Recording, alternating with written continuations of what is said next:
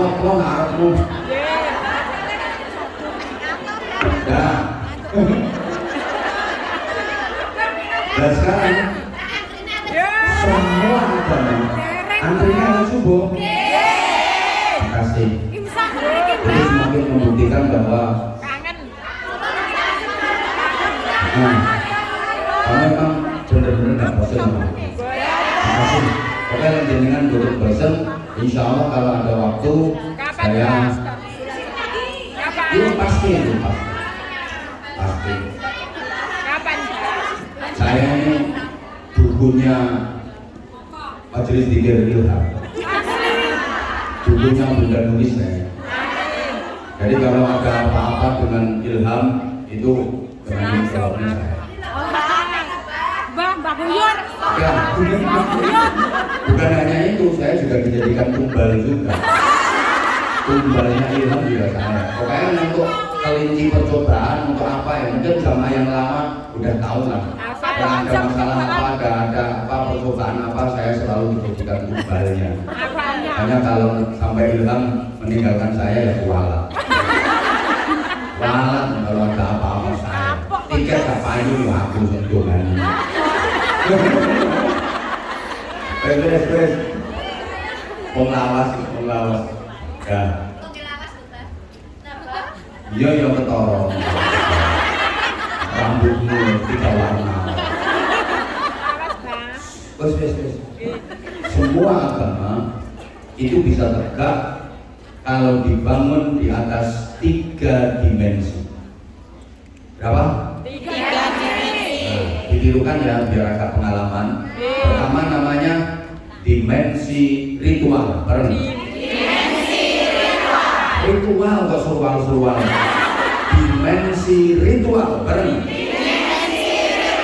Itu dong. Yang kedua dimensi sosial. Nah, yang ketiga dimensi intelektual. Saya ini tahu satu-satu. Pertama namanya dimensi ritual. Ini yang berkaitan dengan ritus-ritus religius. Semua agama punya.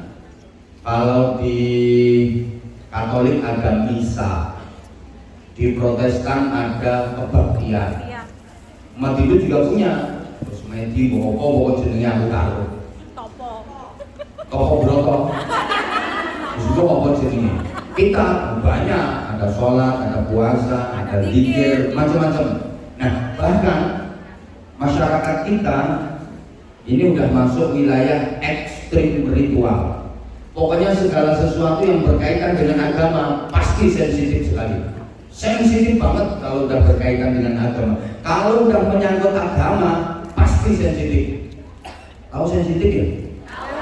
Sehingga banyak persoalan-persoalan besar yang dipicu oleh masalah agama. Betul nggak? Betul. Terus orang kita itu semua dikaitkan dengan agama. Tempat-tempat ibadah itu disebut rumah ibadah. Masjid, gereja, pura, wihara, kelenteng itu disebut rumah ibadah. Masa rumah kok melakukan ibadah? Masjidmu tahu sujud? Tapi orang kita menyebutnya kan rumah ibadah. Apalagi sekarang ada istilah syar'i itu. Ekonomi syariah. Bank syariah. Gitu? Kuatir terus ono prostitusi syariah. Bojo syariah, Mbak. Coba sekarang baju aja disebut baju syar'i. Baju syar'i berarti itu baju melakukan syariat. Busana muslimah. Padahal pakaiannya juga belum pernah mengikrarkan kalimat syahadat, tapi disebut muslimah. Kayak yang saya pakai ini namanya peci haji. Padahal belum tentu dia tahu Mekah. Apa dia pernah tawaf, pernah sa'i, pernah wukuf? Enggak. Tapi kalau warnanya putih disebut peci haji. Coba. Malah terdiri ada tahu takwa. Tahu itu takwa. Berarti itu tahu menjalankan perintah-perintah Allah dan meninggalkan larangan-larangan Allah. Ini kalau diterus-terusin nanti bentar lagi ada tempe iman, tempe ikhlas. Tapi subhanallah, ada gedung naudzubillah min dzalik. Ini orang kita. Ingat gak sampai maaf ya? Maaf banget. Sampai apa ya? Pohon cemara itu dibilang pohon Natal. Ya padahal cemara itu nggak pernah dibaptis. Nanti kalau kurma disebut pohon Islam, ya nggak pernah bersyahadat. Masa ya orang Kristen nggak boleh makan kurma? Halo? Sayangnya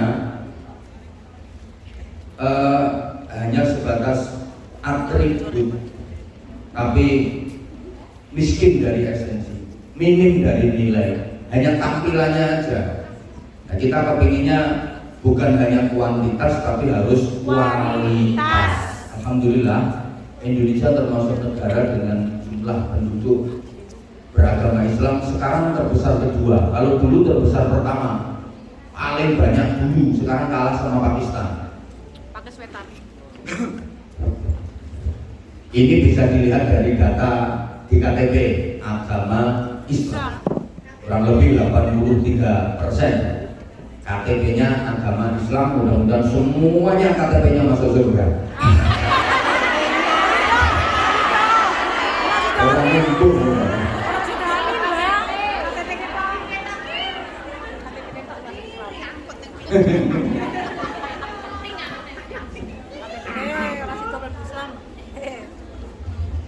Allahumma sholli ala Muhammad. Saya sering sampaikan, kita itu terlalu banyak mauidhah hasanah tapi kurang uswatun hasanah. Kita itu kebanyakan mauidhah hasanah, kurang uswatun hasanah. Banyak tukang ceramah tapi sedikit yang benar-benar bisa jadi uswah. Banyak orang yang pinter pidato tapi nggak pinter jadi contoh, termasuk si ngomongin. Ya, betul. Saya ngomong yang betul lagi. Ini rasa ini dia. Asli. Tapi kalau begitu biasa banget kamu. Allahumma sholli ala Muhammad. Coba dong. Di masyarakat kita itu acara apa yang nggak ada mauidhah hasanahnya? Semua acara itu ada loh mauidhah hasanahnya. Kayak gini, bulan Maulid ini ya, peringatan Maulid Nabi ada mauidhah hasanah. Nanti Rojab Isra Mi'raj ada mauidhah hasanah. Nanti menjelang Ramadan ada menyongsong Ramadan ya mauidhah hasanah. Bulan Ramadan ada peringatan nuzulul Quran ya mauidhah hasanah. Nanti Lebaran halal ya mauidhah hasanah. Ada yang mau berangkat haji mauidhah hasanah, pulang haji mauidhah hasanah. Semua acara kematian aja ada mauidhah hasanahnya, betul? Semua acara di kita itu mauidhah hasanah semua. Orang nikahan walimatul nikah mauidhah hasanah. Nanti sepasaran walimatul arus mauidhah hasanah. Nanti sebetok meteng walimatul hamil mauidhah hasanah. Punya anak, kasih nama anak walimatul tasmiyah mauidhah hasanah. Belum tak pikir hati mauidhah hasanah. Terus akikoh walimatul akikoh juga mauidhah hasanah. Nanti menghitankan anak walimatul khitan juga mauidhah hasanah. Yang nggak ada itu cuma mauidhah hasanah dalam rangka walimatul pegatan, itu yang nggak ada. Semua mauidhah hasanah tapi asarnya hampir nggak ada. Kenapa? Ya karena hanya mauidhah bukan uswah, sehingga jamaah yang di mauidhah pun perubahan menjadi lebih baik juga maaf nggak bisa signifikan. Berarti rumah nongok. Banyak majelis-majelis yang hanya menang gebiarnya saja, tapi kualitasnya masih sangat kecil. Maaf banget. Harusnya kalau ngaji kayak gini kan, setelah ngaji dapat tambahan wawasan, dapat tambahan ilmu, difahami, dimengerti, dan bisa mengamalkan. Itu yang namanya ngaji. Kayak orang-orang dulu. Makanya orang dulu kalau ngaji itu bawa catatan. Keterangan-keterangan itu ditulis, dicatat, difahami, dicerna, niat mau diamalkan. Sekarang kan enggak. Di HP, Bang. Di HP. Ya, betul, HP direkam. Tapi persoalannya apa benar-benar didengerin? Setelah direkam itu hanya dijadikan konten, gue status, gue story, apa memang niat mau diamalkan? Diamalkan, Bang. Pertanyaannya kan itu, bukan di rumah kok. Halo?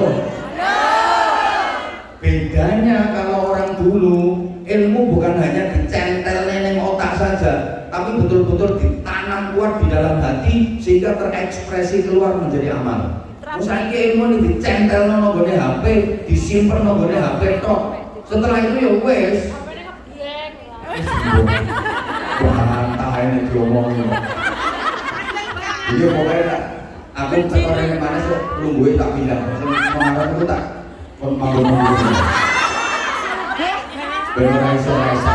Berangkat subuh kok dipindah. Halo? Halo? Pun Ya nginep mriki yo Allah. dipindah. Nggih. Jadi wong kadang-kadang loh, kadang-kadang di mau ngidoi blas gak ngefek. Gak ngefek. Ayo sing rukun, yo sing tukaran. Enggak. Ojo ngrasani ya lambene aja. Enggak. Dan kenapa ya maaf, hanya mau idoh, bukan uswah. Kita itu kakean teori tapi kurang praktek. Kita terlalu banyak trik tapi kurang action. Ini kelemahan kita. Kosong nyari. Coba toh, sampean yang sudah lama tinggal di Hongkong, itu praktek an-nadhafatu minal iman, betul-betul diprakteknya. Itu orang Islam loh. Udah sampean dhewe sing ngomong Islam kok songkroh, kemproh, Iya, gilani. Coba toh, di kita itu tulisan an-nadhafatu minal iman nyentel di mana-mana. Masjid itu dindingnya kan ditulisi an-nadhafatu minal iman. Tapi ada telek cecek, telek tikus juga disuceni malah dibunderi kapur. Itu tulisan awas telek. Kok tahu? Jedingnya masjid itu pesingnya standar internasional. Awas misi. Nah, kalau yang aromaterapi bujurnya, kalau yang ini, ngomong-ngomong itu uang Islam, tapi soal kebersihan kerapiannya kan keren ya dong dulu. Dan yang punya an-nadhafatu minal iman kita, yang punya innallaha yuhibbut tawwabin wa yuhibbul mutatahhirin kita. Tapi yang mempraktekkan malah orang lain. Menurut maksudnya? Apa yang mau sabah? Aku kapan ya pas diajak jalan-jalan naik ferry. Setar apa tuh ujungnya? Ngerti bu Starbucks kok. Setar. Sampean yang juga tahu yang pernah. Ada yang kuper banget nggak pernah itu juga ada. Karena maaf misalnya majikannya jahat sama sekali nggak ada, dikasih waktu libur jalan-jalan nggak ada. Itu sungai airnya itu betul-betul jernih, bening, nggak ada sampah, nggak ada kotoran. Leneng daerahmu kan sungai kan nggak ketok banyu nih. Masya Allah. Terus mana? Dengerin tuh. Kita yang punya teori. Prakteknya nol. Prakteknya nol, mikir. Ayat Quran ini asari kuasari kautul faktor aidiyahuma. Tegasnya seperti itu. Mencuri laki-laki, maling perempuan, ini ada nggak ini malingnya ini? Potong tangannya loh. Tapi ya Allah, namanya pencurian, maling, copet, rame di Indonesia.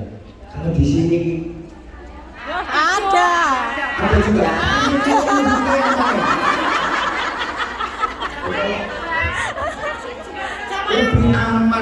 Lebih aman dari pencurian.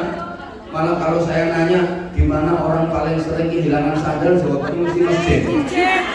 Dia ngomong betul. Karena masjid itu rumah Allah, tempat ibadah umat Islam. Tapi kok paling sering terjadi kehilangan. Wes. Nah ini suksesnya. Tenang, kasih 1 jam lebih. Tenang. Sukses enggak. Saya itu sebenarnya kemarin mau rencananya saya mau sholawatan. Tak pikir gini, aku mau nek sholawatan, aku ki penceramah gitu. Apa jenenge penyerangan sholawat, gitu kali. Loh, tapi nang YouTube niku, Bang. Bentar. Aku ingin tukaran kalau habis bikin kok. Tukaran, kalau habis bikin kemana-mana, kalau tausiah, kalau ceramah, awas. Itu wilayah saya kok. Gak boleh. Melu-melu ceramah, melu-melu tausiah. Insyaallah nanti Al-Zahir tanggal 24 sebenarnya bareng sama saya planning awalnya. Kenapa, Bang? Rencananya planning awalnya bareng sama saya. Tapi pas tanggal 24 November itu saya rutinan. Minggu Kliwon itu saya rutinan, nggak bisa. Adanya gedung tanggal 24 November. Pengen saya aku duel lagi di Lombok kayak kemarin.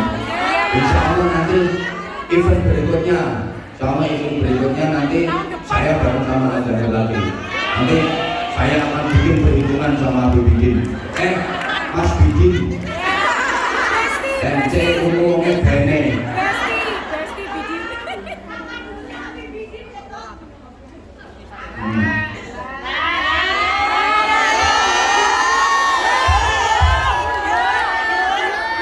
Bun, tadi kan ada panitia yang keliling info tadi kan. Yang aku tuh terakhir, ini bukan sesuatu. Paham gak? Paham ya? Jadi ini yang intip pembebasan lahan. Ada sebab-sebab kan? Paham, Bunda? Jelas ya?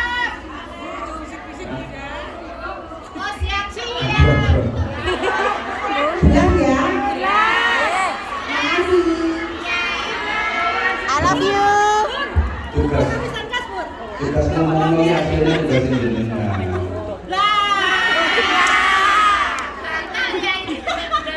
Ini saya ada titipan.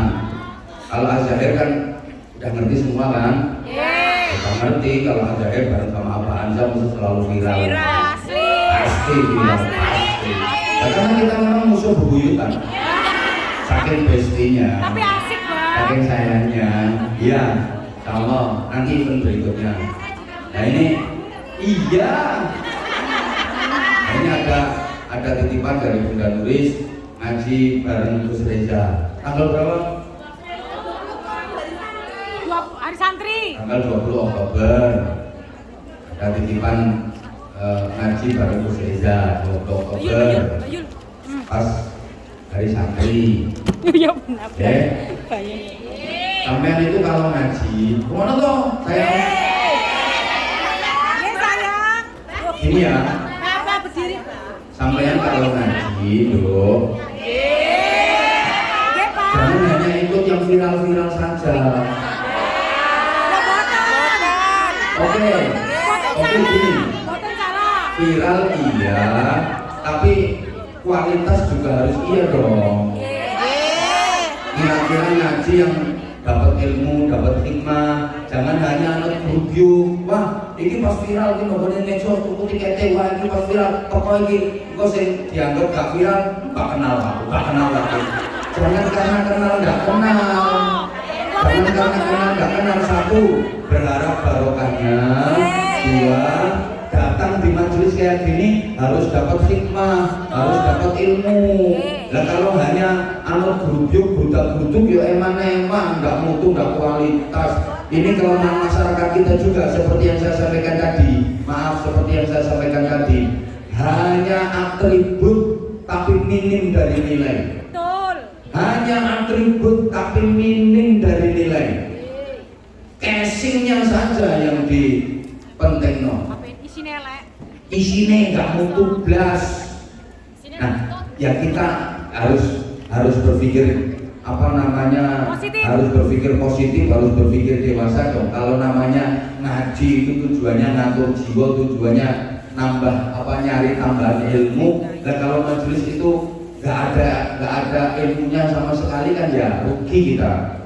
Artinya saran saya panjenengan kalau ngaji itu ya memang sih Wong iku seneng gak seneng, seneng iku ngono kuwi ya.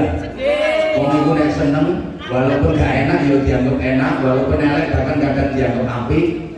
Bahkan kalau ada yang mengkritik itu dianggap iri, dianggap hasut, macam-macam. Tapi ayo cobalah kita berpikir yang jernih, Kalau ngaji itu ya harus ada ilmunya, bukan hanya sekedar ramenya saja. Ini kita terus nek sing rasane ngene, yo apa aja wis mulai ngono, kalah viral, kalah rame. Enggak, aku mulai dulu sampai sekarang ya gini-gini aja. Siapa takut? Aku gak merasa terus waktu ini viral, aku ini terkenal, aku gak pernah merasa kayak gitu. Mulai dulu aku tetap seperti ini dan alhamdulillah tetap stabil kok. Di saat yang lain bermunculan yang baru-baru, aku tetap FYP.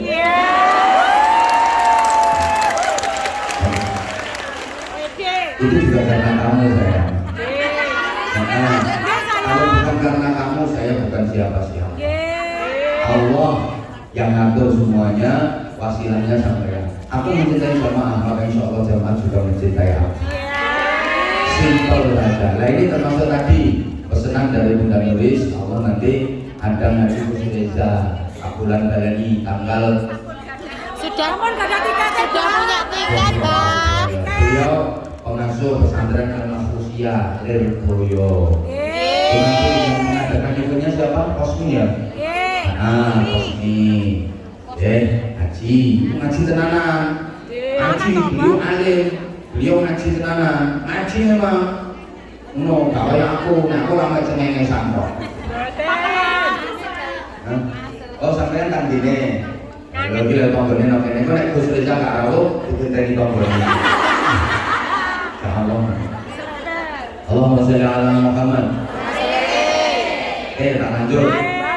Iya. Suksesnya pengembangan Islam oleh para ulama dulu, oleh para kiai-kiai dulu, itu bukan dari mauidhah hasanahnya, tapi dari uswatun hasanah. Jadi suksesnya pengembangan Islam oleh para aulia, para ulama itu bukan dari ceramahnya, bukan dari mauidhahnya, tapi dari contoh konkretnya. Apa yang diucapkan diamalkan, apa yang dikatakan dilakukan. Lesannya adalah hatinya. Ini cerminan dari karakter baginda Rasulullah Muhammad sallallahu alaihi wasallam. Sehingga beliau diplot Allah menjadi uswatun hasanah. Kenapa Rasulullah dijadikan teladan yang baik? Ya karena memang beliau benar-benar teladan yang komplit. Beliau benar-benar contoh yang sempurna. Ana awwalu fa'ilin ala ma amartukum bih. Aku adalah pelaku pertama dari semua apa yang aku perintahkan kepada kalian. Jadi kalau aku memerintahkan kepada kalian, maka aku yang melakukan pertama kali. Itu Rasulullah. Apa yang disampaikan dilakukan, apa yang diucapkan dikerjakan. Lesannya adalah hatinya. Kalau aku menyuruh kalian ini, aku sudah melakukan duluan. Kalau aku memerintahkan kalian seperti itu, aku sudah mengerjakan lebih dulu. Nah sekarang kan enggak. Enggak lho, Pak. Sidik tapi. Enggak. Orangnya gak mati.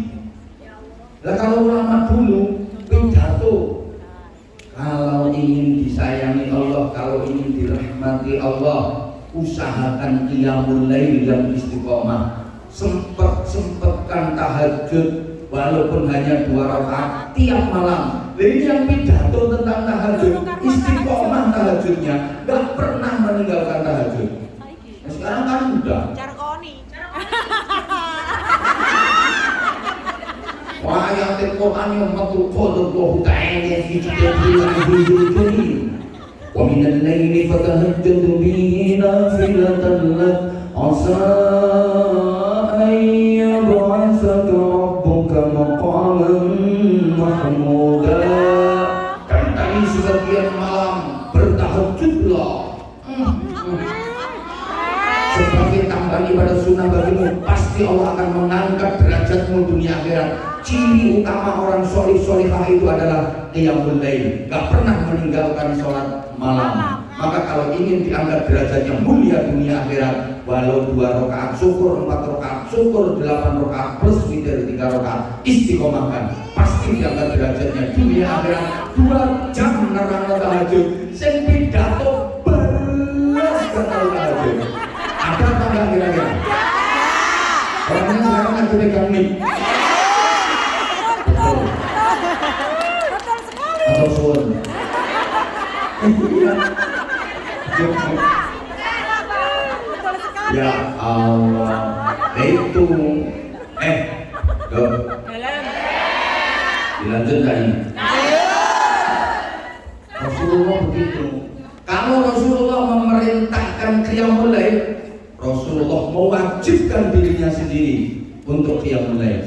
Jadi kalau untuk umat tahajud qiyamul lail itu hukumnya sunnah. Tapi bagi Rasulullah tahajud itu hukumnya wajib. Itu loh.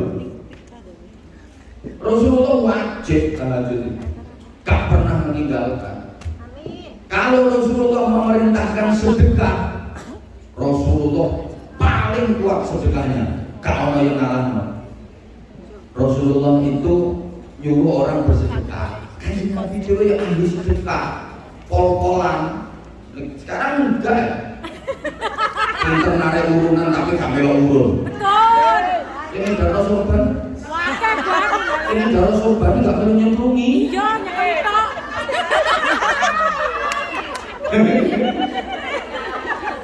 Ya Allah. Rasulullah itu nggak pernah punya duit nginep. Allahumma sholli ala Muhammad. Benar saya benar. Rasulullah itu nggak pernah punya duit nginep. Tahu nggak duit nginep itu? Tahu. Dilin. Sehari aja itu nggak pernah. Makanya Rasulullah itu nggak punya rekening. BRI belum buka. Astagfirullah.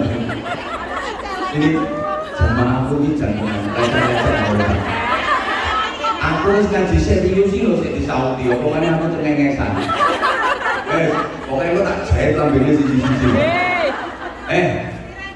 Maksudnya Rasulullah nggak pernah punya duit nginep itu gini. Rasulullah nggak pernah punya duit kok sampai sehari semalam itu nggak pernah. Sebelum matahari terbenam, benar, sebelum matahari terbenam, semua duitnya sudah disedekahkan, diinfakkan. Nggak pernah punya duit sampai nginep semalam aja itu nggak pernah Rasulullah. Ini saya juga nggak bisa, nggak bisa. Pernah habis asar itu Rasulullah ngaji, kumpul bareng sama para sahabat. Terus kira-kira maghrib kurang 1 jam, Rasulullah itu bergegas pamit. Bentar ya, aku pamit dulu, aku pulang. Bentar, aku pulang sebentar. Nanti aku balik lagi. Jangan bubar kalian. Kita nanti lanjut ngajinya. Rasulullah pulang, buru-buru bergegas pulang. Gak lama beliau balik, lanjutin ngaji. Terus sahabat tanya, ada hajat apa ya Rasulullah? Kok pulang buru-buru? Gak lama langsung balik ngaji lagi. Jawaban beliau sungguh menyayat hati. Aku ingat di saku jubahku itu ada duit 20 dirham yang belum aku sedekahkan. Aku nggak mau ada duit nginep. Jadi nenggone kantong, nenggone saku jubah ini kita kasih enten duitnya. Aku gak mau keburuan, aku gak mau nanti matahari terbenam, aku masih ada duit yang nginep. Masya Allah. Ayo, sebelum matahari terbenam, kalau di dompetmu masih ada duit.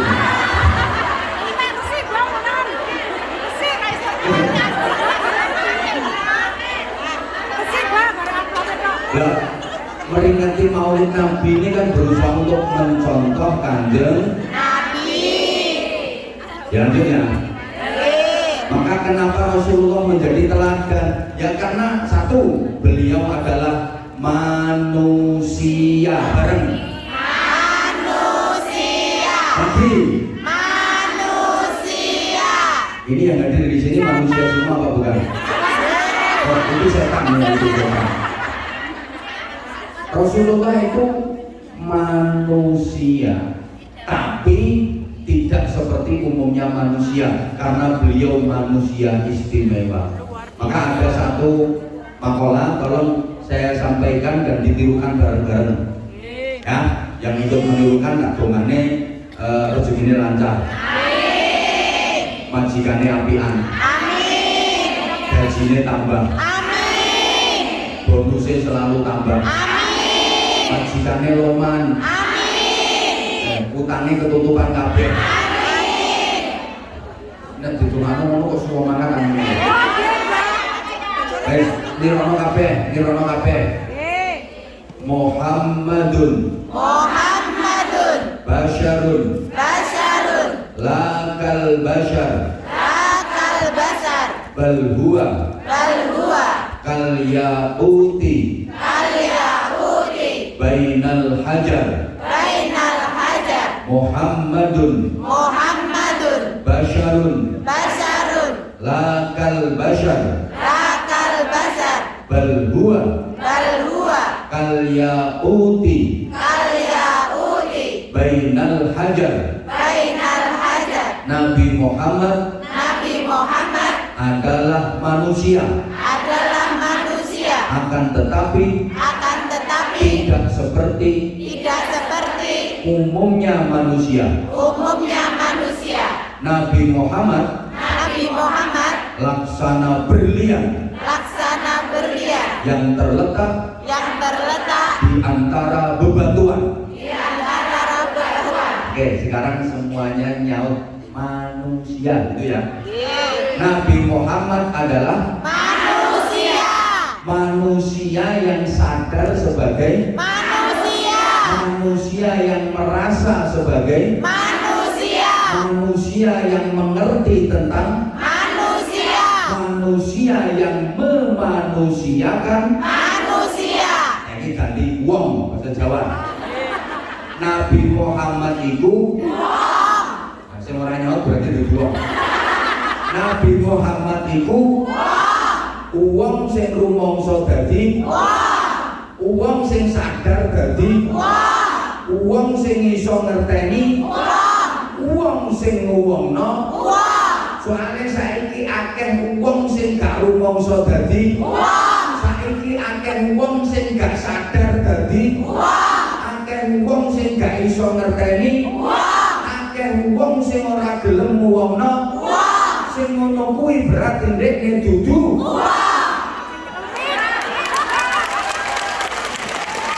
sekarang ganti manusia. Sekarang banyak manusia yang tidak sadar sebagai manusia, banyak manusia yang tidak merasa sebagai manusia, banyak manusia yang tidak mengerti tentang manusia, banyak manusia yang tidak mau memanusiakan manusia. Yang seperti itu berarti dia bukan manusia. Oke, Rasulullah itu manusia. Secara kurikulum vitailnya manusia, secara kurikulum desain manusia. Ngerti juga tahu ini. Organ tubuhnya juga manusia, mulai ujung rambut sampai ujung kaki manusia. Ya memang Rasulullah manusia.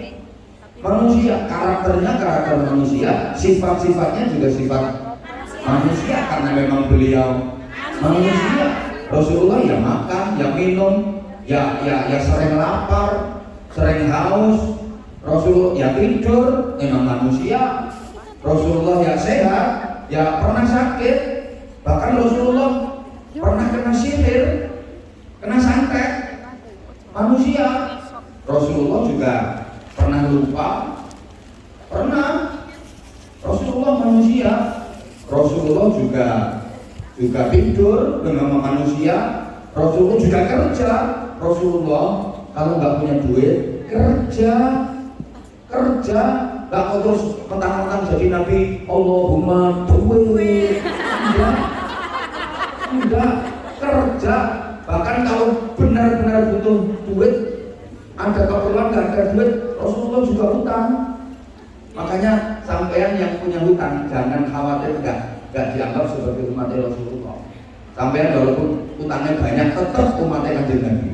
Kanjeng Nabi juga kalau nggak punya duit hutang, tapi kalau udah punya duit nyaur, nggak kalau potongan meninggal. HP-nya diblokir. HP-nya diblokir. HP-nya diblokir. Halo, itu pengalaman ini. Diblokir, Pak. Kata enggak, Rasulullah juga nikah, punya istri, punya anak. Emang Rasulullah manusia, Bah, tisunya. tapi tidak seperti umumnya manusia karena beliau istimewa. Oke, saya ulang, diantaranya gini ya, sebagai manusia Rasulullah itu ya makan. Sampean manusia ya makan, tapi beda dalam hal makan saja. Biasanya lagi contoh bentukan ini sama dipaham. Sebagai manusia Rasulullah makan, kita manusia juga makan, tapi bedanya gini. Rasulullah itu kalau nggak bener-bener lapar nggak makan. Nah kalau sampean meskipun nggak lapar mau permen ini pengajian ini mangan sangu panganan itu sebut aku yo.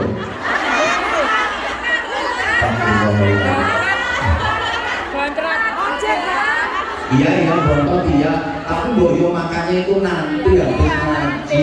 Mau ngaji habis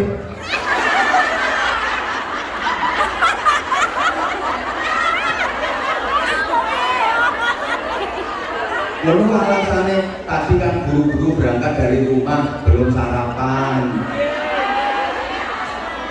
Lalu maksudnya kaliannya ngaji sak mangannya itu sesuai ngaji sak isinya bisa. Jadi Rasulullah itu kalau nggak bener-bener lapar nggak makan. Dan kita meskipun nggak lapar, tapi mau makan. Rasulullah kalau makan sebelum kenyang sudah berhenti. Nah kalau sampean meskipun sudah kenyang nggak berhenti. Enak, Abah. Sama tapi beda.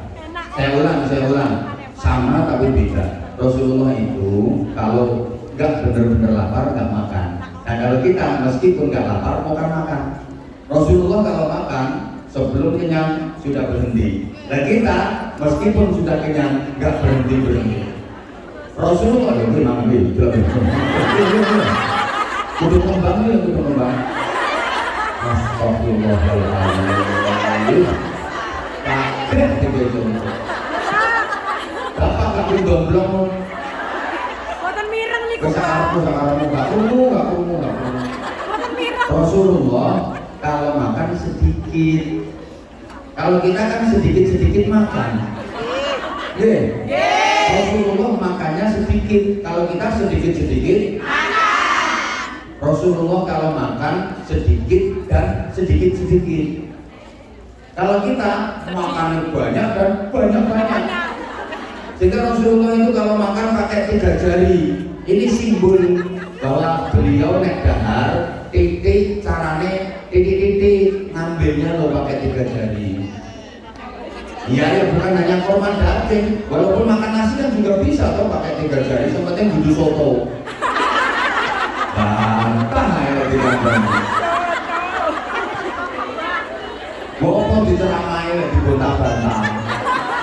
Halo.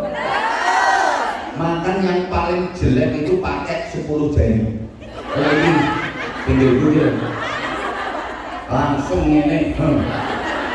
Artinya sedikit. Rasulullah sebelum berdoa zikir nggak makan. Jadi kalau mau makan mesti doa tiga. Sama kan orang. Kalau pengajiannya makan orang dongo, pelan, mau pengen barokah. Terus kali, terus ini. Jadi makanan yang masuk ke dalam tubuh itu menjadi berkah, perlu didongani. Oh. Dan betul-betul dijaga kehalalannya. Sekarang games. Hal kedua, sekarang mau es coklat, ya kalau mau permen, ya kalau sekarang